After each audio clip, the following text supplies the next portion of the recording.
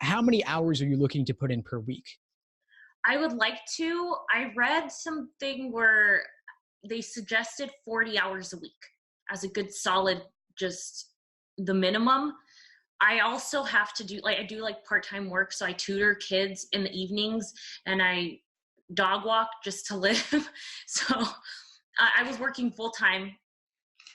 And then I was like, there's no way. There's absolutely no way I can like stick to my schedule and dedicate myself and try to get a 170.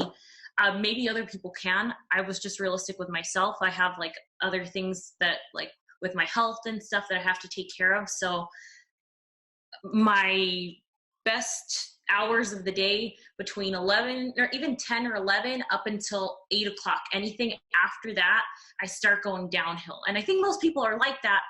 I want to be realistic, and my main focus is this exam.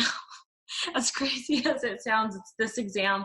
So I want to put in a good amount of time, which I'm hoping to do 40 hours, but if I have to do plus, I'm fine with that.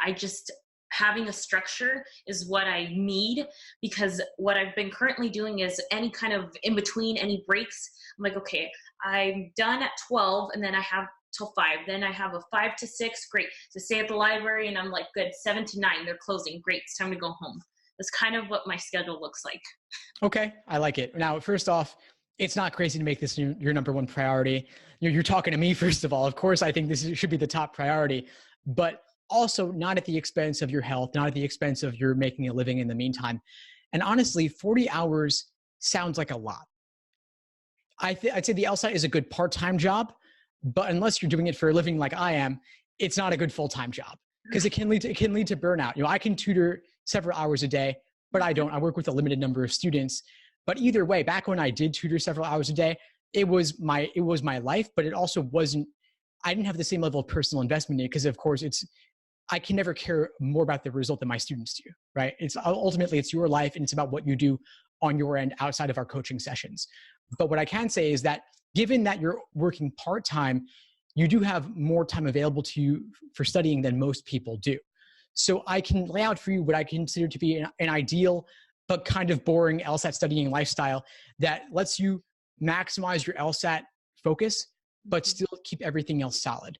So let's say you wake up anywhere from what time do you wake up typically? Realistically, I wake up at about 7:30. 7:30 is I should be waking up earlier, but it takes me time. I wake up, I make coffee, I eat breakfast, and then it still takes me some time to kind of be okay.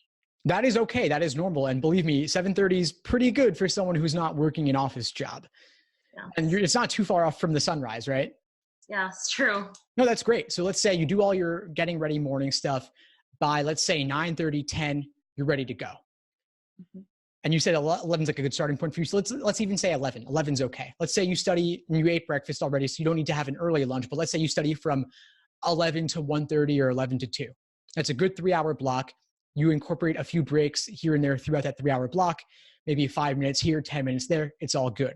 You take a break for lunch at 1:30, 2 o'clock, maybe 30 minutes, maybe 45 minutes. You go for a walk if the weather is good. And I guess in California, it's always good, right? So you have that as your benefit.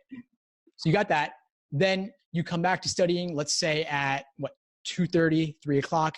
You do another 3 hours till 6. That's enough. That's fine. That's 5.5, 6 hours in a day. That's all you really need.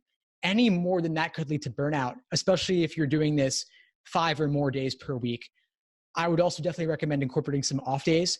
Typically in my schedules, I'll include 2 off days per week, maybe sometimes 3, especially when you're doing full length exams. And then in the evening, you have dinner, you see friends and family, you relax, you watch some TV, you take a hot bath. It's all good. You wake up the next day and restart. And what does your studying involve? Those 3 phases: accuracy, untimed, pacing, individual sections, then endurance. You also, of course, want to incorporate review of weak areas, review of every exam and section that you do. Oh, I like that.